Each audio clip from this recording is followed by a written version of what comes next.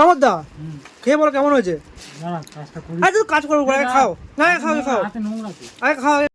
বিকেল বিকেল স্ন্যাক্সের দরকার, তার জন্য আজ হবে মুড়ি মাখা। মুড়ি মাখার জন্য চানাচুর স্যালাড একসাথে মিক্সড করা হয়ে গেল।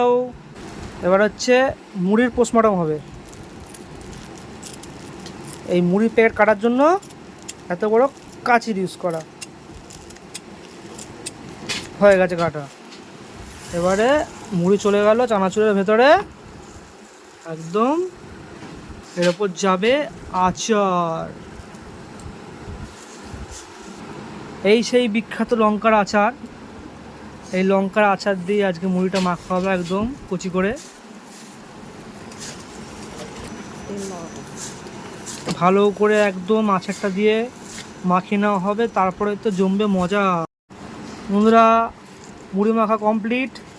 এবার এটা যাবে পেটের মধ্যে, দেখি কেমন হয়েছে মাখাটা। এরকম করে ঠিক মুড়িটা নিয়ে নেবো। এর মধ্যে দেখতেই পাচ্ছ কত কী রয়েছে, আচার একদম ভরপুর, পুরো একদম মশলা মুড়ি হয়ে গেছে। জিনিসটা নিয়ে এবারে মুখে যাবে।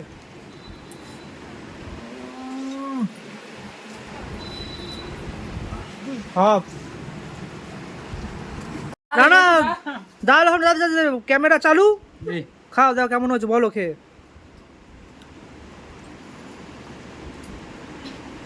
কেমন?